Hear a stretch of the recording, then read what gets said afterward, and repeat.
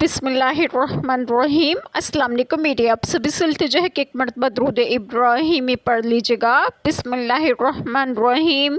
اللہم صلی علی محمد وعلی آل محمد کما صلیت علی ابراہیم وعلی آل ابراہیم انک حمید مجید۔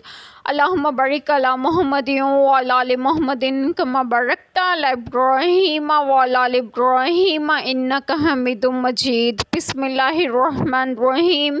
اور وہی ہے جو رات کو تمہاری روحیں قبض کرتا ہے اور جانتا ہے جو کچھ دن میں کماؤ، پھر تمہیں دن میں اٹھاتا ہے کہ ٹھہرائی ہوئی میعاد پوری ہو، پھر اسی کی طرف تمہیں پھرنا ہے، پھر وہ بتا دے گا جو کچھ تم کرتے تھے۔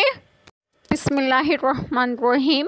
آج جو بات میں آپ لوگوں سے ڈسکس کروں گی وہ یہ ہے کہ اس آیت کریمہ میں ہے کہ اور وہی ہے جو رات کو تمہاری روحیں قبض کرتا ہے تو تم پر نیند مسلط ہوتی ہے اور تمہارے تصرفات اپنے حال پر باقی نہیں رہتے، اور وہ جانتا ہے جو کچھ دن میں کماؤ، پھر تمہیں دن میں اٹھاتا ہے کہ ٹھہرائی ہوئی میعاد پوری ہو اور عمر اپنی انتہا کو پہنچے، پھر اسی کی طرف تمہیں پھرنا ہے آخرت میں۔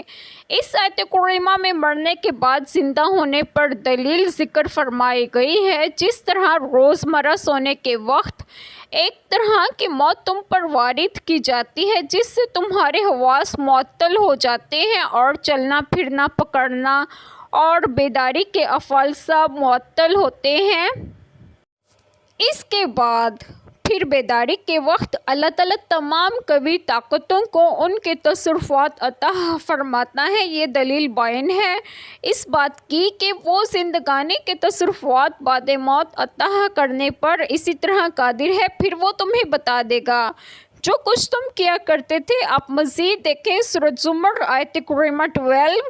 اس آیت کریمہ میں یہ بات بھی ہے کہ دن کے وقت تمہاری روح لوٹا دیتا ہے۔ اس سے معلوم ہوا کہ نیند بھی ایک طرح کی موت ہے، اور تم میں سے ہر ایک کے لیے جو رزق اور عمر متعین ہے وہ پوری کی جاتی ہے۔ اللہ تعالیٰ دن میں تمہاری روح لوٹا کر زندہ کر دیتا ہے اور اسے خوب معلوم ہے کہ تم نے اچھے عمل کیے یا برے، اور پھر وہ آخرت میں تمہیں بتا دے گا۔ پھر جس نے اچھے کام کیے ہوں گے تو وہ اچھا بدلہ دے گا اور برا کرنے والوں کو برا بدلہ دے گا۔ اوپر کی آیت کریمہ میں کمال علم کا بیان تھا اور اس میں سے کمال قدرت ثابت ہوتی ہے۔